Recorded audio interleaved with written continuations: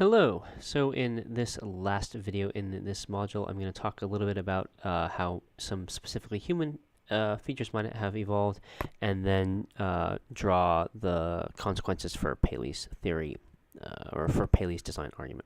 So what are some important distinctively human features? Well, here are a couple. Intelligence, sociality, we're social in ways that most animals aren't, and some features about our bodies.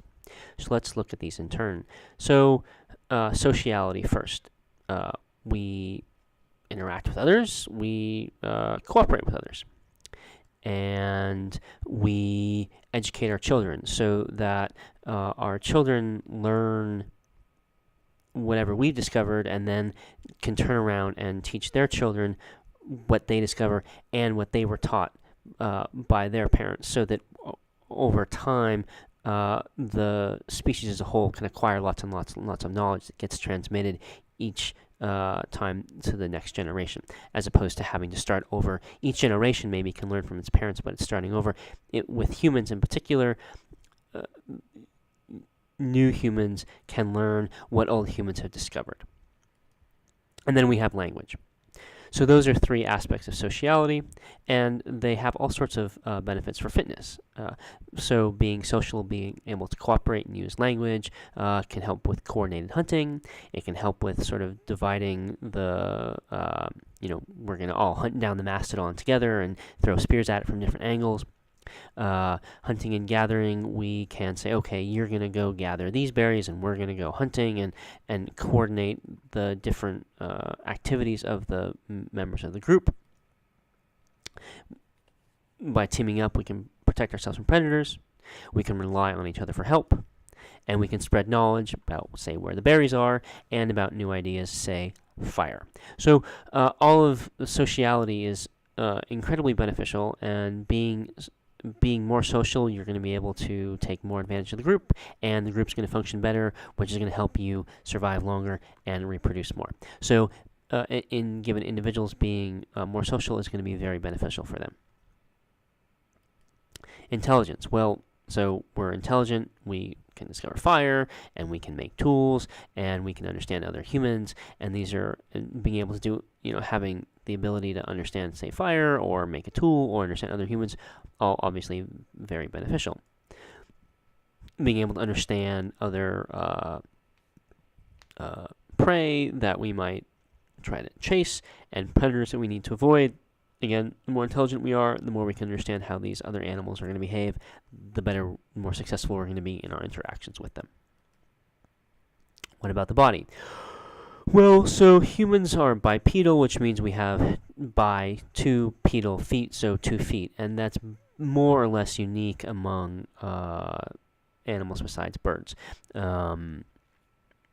Chimpanzees maybe, kind of, but it's basically unique.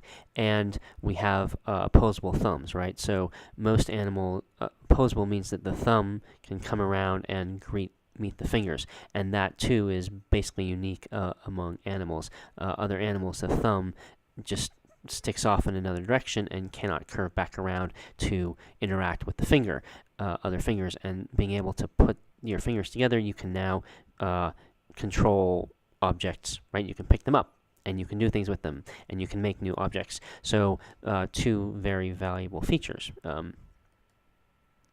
So we can see how each of these features could develop in small increments. So there could be, a particular sociality and intelligence. It's quite clear how being a little bit more social could be beneficial, how being a little bit more intelligent could be beneficial.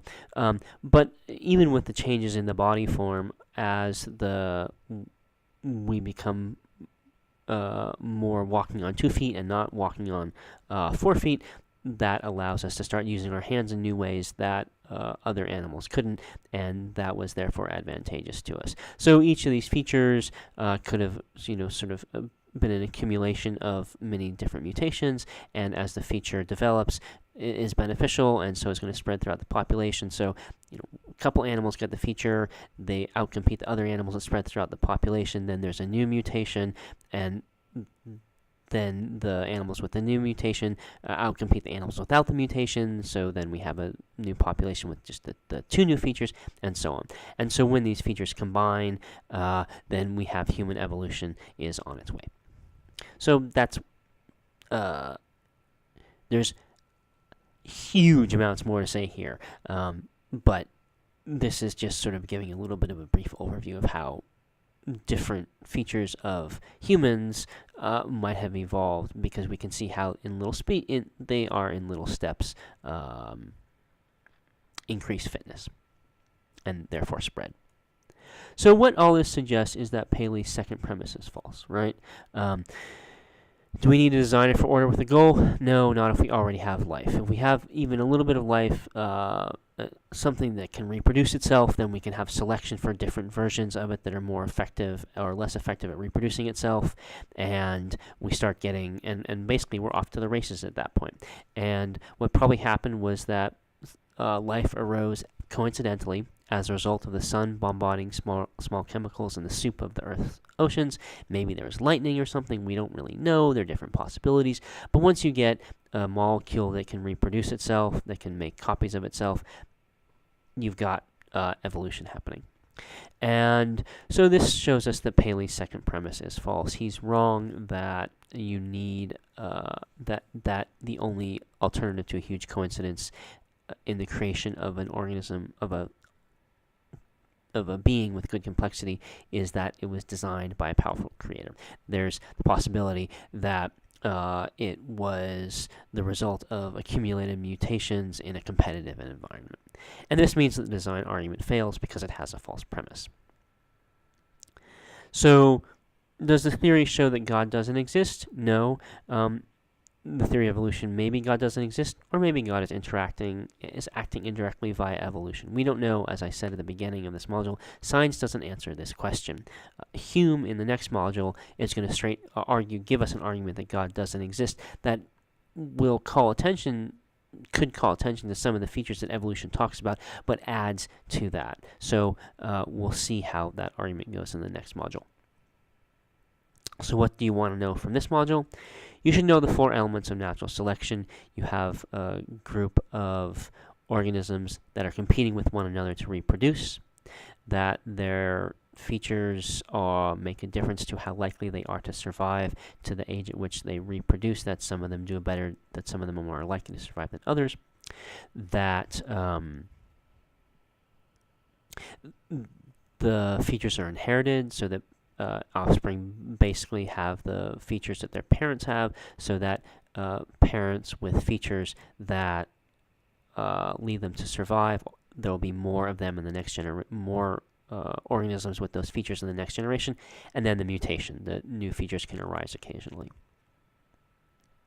You want to be able to explain how natural selection, this process, can increase complexity over generations without a powerful guiding intelligence. We just have accumulations of mutations that very slowly increase complexity. We have the mutations that accumulate are the ones that provide increasing fitness. And this shows that Paley's design argument is unsound, but we want to understand what that shows. It shows that his argument for God's existence doesn't work, but it does not show that God doesn't exist. It leaves that question open. Maybe God exists, maybe God doesn't. Paley's argument for that conclusion does not succeed. In the next module, we'll be considering an argument that sets out to show that indeed God does not exist.